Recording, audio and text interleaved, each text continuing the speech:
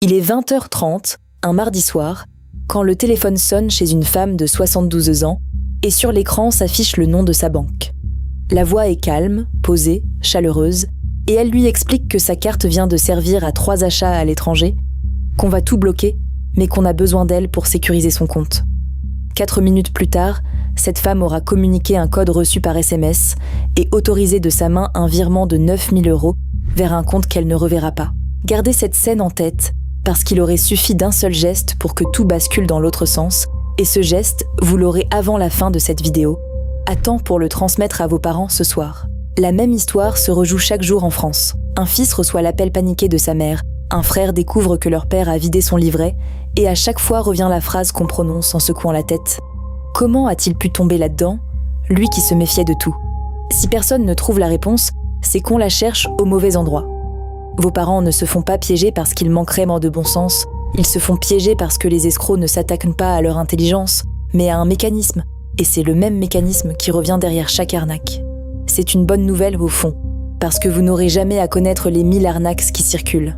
Il vous suffit d'apprendre à reconnaître le squelette qu'elles partagent, puis d'installer 3 réflexes, une conversation avec votre parent, et ce squelette lui saute aux yeux à lui aussi. Dans les prochaines minutes, je vais vous montrer le point commun caché de toutes ces arnaques, celui qui les rend prévisibles dès qu'on le connaît. Je vais vous expliquer pourquoi ce piège se referme sur vos parents avant de se refermer sur vous. Et je vais vous donner les 3 réflexes qui forment un vrai bouclier, avec la conversation exacte pour les transmettre. Tout à la fin, on rejouera l'appel du début. Et vous verrez ce qui change quand la personne au bout du fil connaît la méthode. Ici, on ne cherche pas à vous faire peur. On cherche à vous rendre capable, parce que la chaîne existe pour ça. Transformer chaque famille en équipe, où le parent protège l'enfant autant que l'enfant protège le parent. Avant d'aller plus loin, posez-vous une question simple. Est-ce que votre parent, ce soir, saurait raccrocher au bon moment? On a construit un test de 2 minutes qui répond noir sur blanc à cette question, le test des 3 réflexes, et le lien se trouve sous la vidéo. Faites-le pour vos proches, vous verrez lequel des 3 leur manque.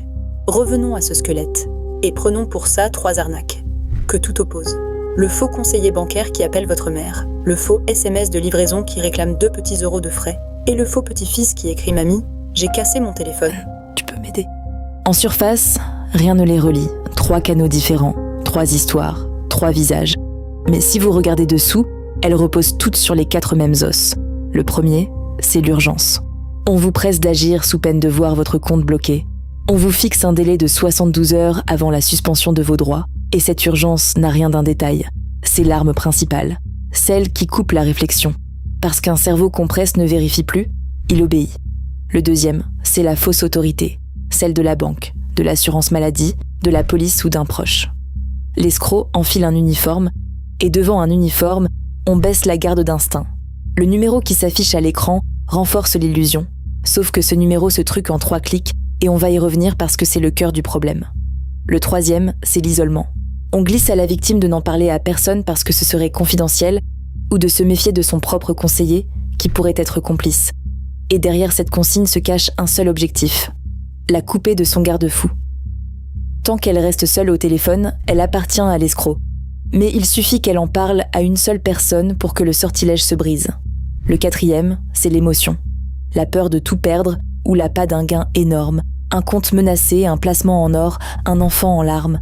L'émotion monte et noie l'esprit critique, si bien qu'on ne raisonne plus, on ressent. Et c'est l'état dans lequel l'escroc veut vous mettre. Urgence, fausse autorité, isolement, émotion. Reprenez nos 3 arnaques, avec ces 4 clés en main, et vous les voyez cocher les 4 cases, chacune à sa façon. Le faux conseiller agite une fraude en cours, se réclame de la banque, ordonne le silence et brandit le compte vidé. Le faux colis lance son compte à rebours, affiche le logo du transporteur, pousse vers un lien privé et joue sur la frustration du paquet bloqué. Le faux petit-fils, lui, invente la détresse d'un enfant, emprunte un visage aimé, réclame le secret entre vous deux et frappe droit sur l'amour. Le décor change à chaque fois, mais la charpente ne bouge pas. Une fois que vous voyez cette charpente, vous ne voyez plus qu'elle. Comme un tour de magie dont on vous aurait expliqué le truc et qui perd d'un coup tout son mystère. C'est ce regard-là que vos parents doivent apprendre. Pas la liste de 1000 arnaques, mais la charpente qui les tient toutes. Reste alors une question qui dérange. Si le mécanisme est aussi simple, pourquoi fait-il autant de ravages? La réponse arrive, et elle explique du même coup Pourquoi vos parents sont visés en priorité? Parlons du coût, sans dramatiser, avec les chiffres officiels. Sur le seul premier semestre 2025, les escroqueries et les fraudes aux moyens de paiement ont détourné 618 millions d'euros en France, 618 millions en 6 mois. Le hameçonnage à lui seul pèse un tiers des signalements reçus par la plateforme de l'État cybermalveillance en 2024 et la répression des fraudes enregistre près de 460 000 signalements de pratiques trompeuses, en hausse de 70% en 2 ans. Ces chiffres ont des visages. En Centre-Val de Loire, les enquêteurs ont démantelé en 2025 un réseau qui abusait de personnes âgées et le bilan donne le vertige. 235 victimes, 3 600 000 euros envolés. Dans le Nord, à Douai, 7 escrocs qui ciblaient des seniors ont été interpellés, laissant derrière eux 67 victimes. On n'est pas dans des histoires lointaines. On est dans des rues, des immeubles, des familles comme la vôtre. Alors pourquoi vos parents? 3 raisons. Et aucune ne tient à leur intelligence. La première tient à la confiance. Leur génération a grandi avec l'idée qu'un appel de la banque venait de la banque et qu'un courrier officiel était officiel. Une confiance qui était fondée hier et que les escrocs retournent aujourd'hui contre eux. La deuxième tient à l'isolement, parce qu'un parent seul face à un appel n'a personne vers qui se tourner dans la seconde. Et l'escroc le sait, lui qui choisit son horaire, coupe les ponts et accélère. La troisième, c'est vous, ou votre absence.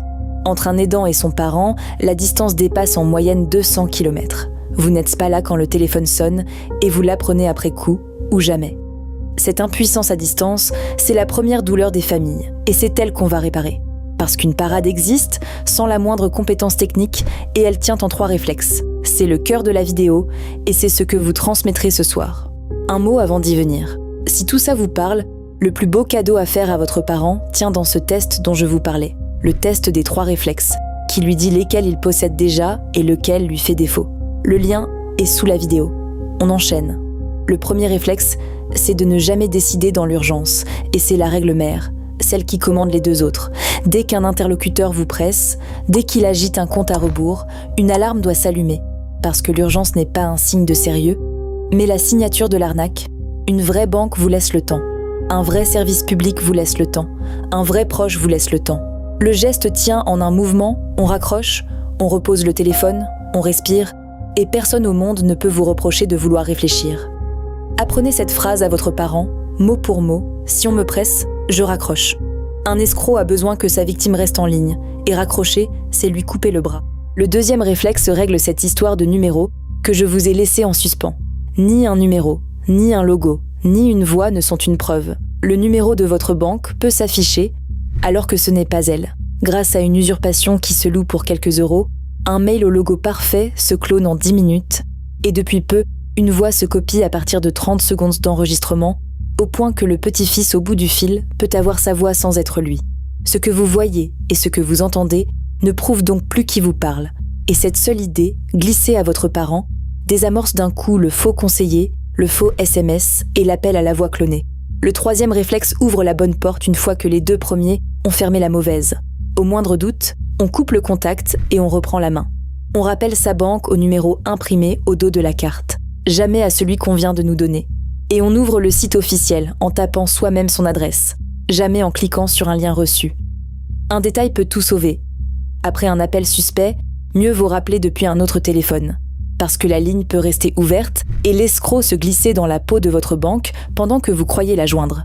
Le vrai réflexe, c'est vous qui reprenez l'initiative par le canal officiel. 3 réflexes, donc on ne décide pas dans l'urgence, rien de ce qu'on voit ou entend ne prouve l'identité, et on vérifie soi-même. 3 phrases qu'un enfant de 10 ans retiendrait et qui suffisent à protéger un adulte de 75. Mais un réflexe qu'on garde pour soi ne protège personne. Il faut le transmettre, et c'est là que je vais vous demander de changer de regard. On croit protéger un parent en le surveillant, en épluchant ses relevés dans son dos, en le traitant comme quelqu'un de fragile, et c'est une erreur, parce que personne n'accepte d'être rabaissé, pas celui qui vous a élevé. Un parent qu'on infantilise, se ferme, se cache, et finit par cacher ses erreurs, si bien que la honte devient la meilleure alliée de l'escroc. Le vrai mouvement est à l'inverse. On ne protège pas un parent en le surveillant, on le protège en faisant équipe avec lui, non pas dans une hiérarchie, mais dans un pacte entre 2 adultes. Ce pacte tient dans une seule conversation, celle où vous vous asseyez avec votre parent pour poser 4 pierres. La première, C'est la règle commune, celle que vous formulez à voix haute. Chez nous, personne ne décide seul, sous pression, au téléphone, ni toi ni moi. En vous incluant, vous effacez l'humiliation, parce que ce n'est plus lui le fragile, c'est une règle de la maison. La deuxième, c'est le mot de passe familial, un mot que vous seul connaissez et qu'on réclame dès qu'un proche appelle en urgence pour de l'argent.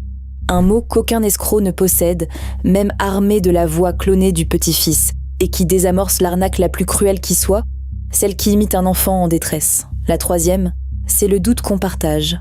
Au moindre soupçon, ton premier geste, c'est de m'appeler, moi, ou d'appeler ce numéro. Et vous collez près du téléphone celui d'info escroquerie, le 0805 805 817, gratuit, avec de vraies personnes au bout du fil. La quatrième, c'est le droit à l'erreur. La phrase qui vaut de l'or. Si un jour tu te fais avoir, tu me le dis sans attendre et sans honte, et on répare ensemble. Parce que la moitié du danger tient dans le silence. Un parent qui ose parler perd de l'argent une fois.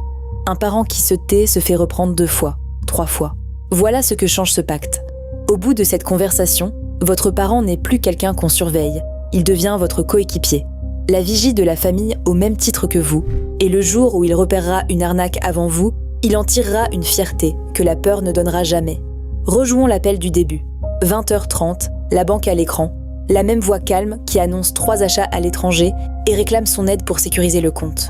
Sauf que cette fois, la femme connaît la méthode. La voix la presse et elle se souvient du premier réflexe. On ne décide pas dans l'urgence.